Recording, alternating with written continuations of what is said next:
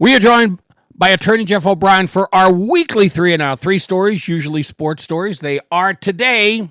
Jeff, I don't know if I talked to you about this, but it really does bother me. If you sign up for the Kentucky Derby to run, you should have a contract in it that if you win, you must at least run in the Preakness. And if you lose the Preakness, then it doesn't matter if you run the Belmont Stakes. Mm-hmm. Because I totally agree. I couldn't even find anything about the Preakness because I don't think that like ESPN didn't make it a big deal. No one should. It was just an afterthought because we want to see a shot at a Triple Crown. It's rare, but we at least want to see a shot at it. Some Napoleon solo horse won, and who cares? Yeah. I mean, I feel the same way, Bob. I didn't even I caught it. Watched the race online. I'd completely forgot about it. I mean, you get such a build up to the Kentucky Derby, but when the Derby winner doesn't go on and race in the Preakness, it does take away from the 2 other Triple Crown races if there is no Triple Crown being pursued. Well, and the other thing now, this horse supposedly is going to run in the Belmont. Why didn't you run in the Preakness? It doesn't make sense why you skipped it. You have 3 weeks in between races, right? It's not like the horse is tired. And heck, I was a high school rodeo over the weekend because my daughter does it. They got her horse, ran 2 races hard Saturday, 2 races hard Sunday. These horses are pretty hardy. They can recover. Well, and I would think that it would, from a standpoint of, because I know after really when I know the horses age out of these races quickly and then are off to breed.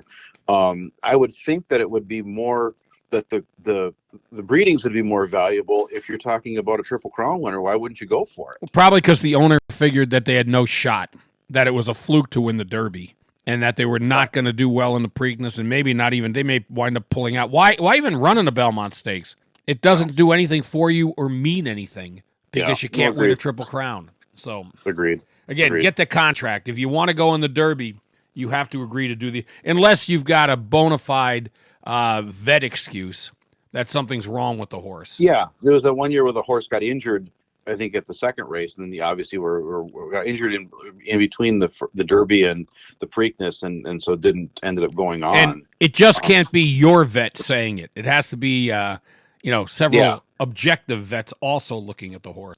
I'm with you on this. I think it takes away from. I mean, this is horse racing's big thing, is the Triple Crown.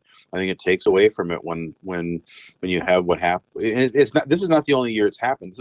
This has happened quite often in recent years. Yeah, where the Derby winner doesn't go on to the next race. It's interesting. Like, we did have a 3 Triple Crown winner a few years ago, right?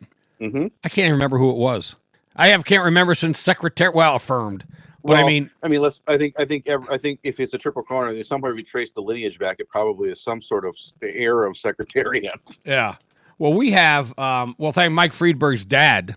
Actually, we had gotten a couple of racehorses from him, and one of them that we have was a descendant of Secretariat, and she had a baby that we're very hopeful will turn out to be a great barrel horse, because the sire is a quarter horse who was a great stallion.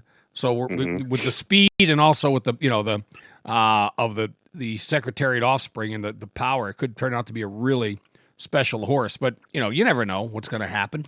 Mm-hmm. So we'll see. Now I'm driving myself a little nutty here because I need to know now who the Triple Crown winner was, the last one. Do you remember who it was?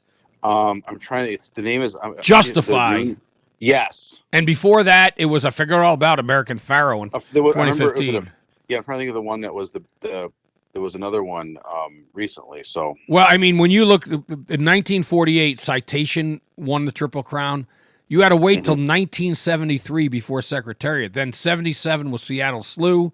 78 was Affirmed.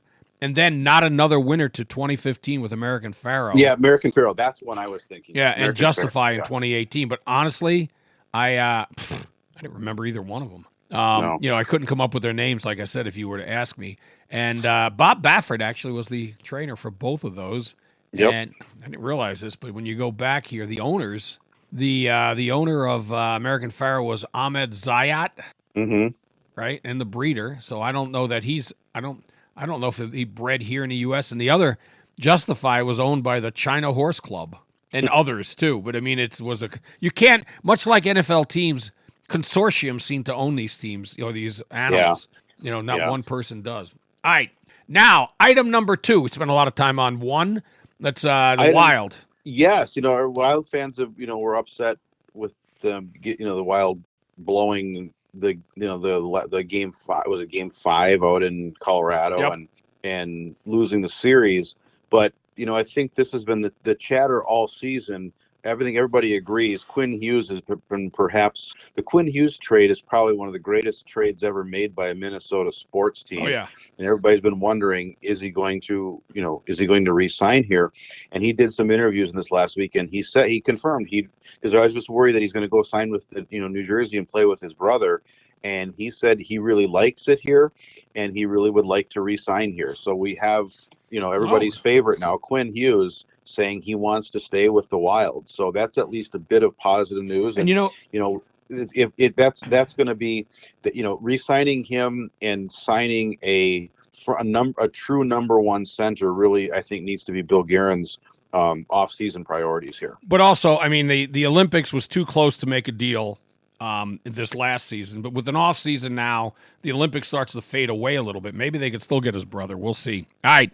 Well, yeah, and the center wasn't the guy from New York that they wanted to trade for. I think his stock was inflated because coming off the Olympics too. So maybe they can get him in a deal or sign him, in the off season versus trying paying a premium in the middle of the season. I had this conversation with Dave Bialke earlier, and this I think the Wild are a lot closer than the Wolves are.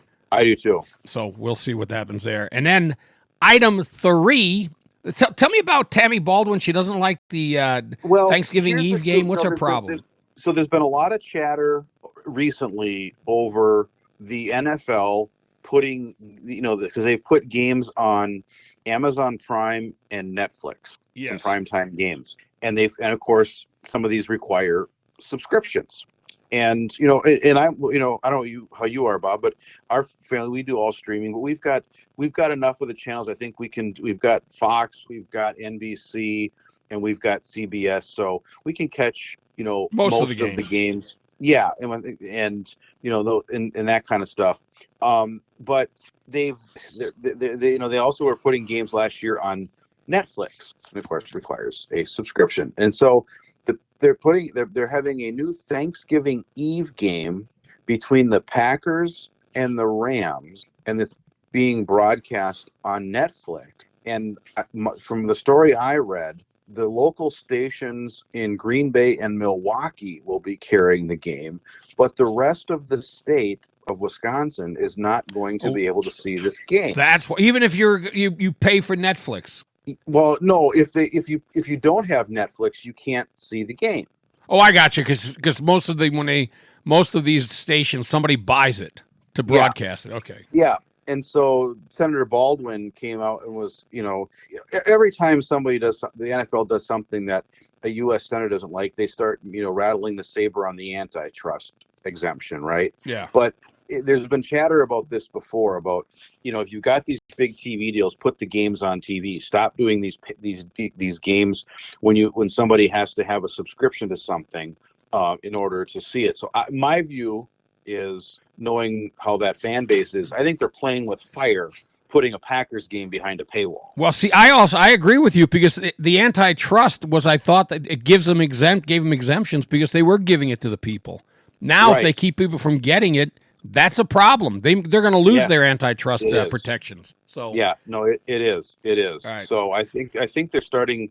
I think they're flying a little too close to the flame. Yes. And the Packers particularly are sensitive. The Packers don't do the overseas games, even though I think a lot of markets would want to see them, because they aren't going to give up they'll play a road game. God, no. They aren't giving up a home game in Green Bay to go play in Mexico or London. Any team that gives up their home game is crazy, because it really is a disservice to their fan base, and you're losing on home, a home arena advantage, home stadium advantage. That's bad. All right, Jeff, thank you. Attorney Jeff O'Brien with our weekly 3 and Out. Take a quick break. The BS Show will be right back.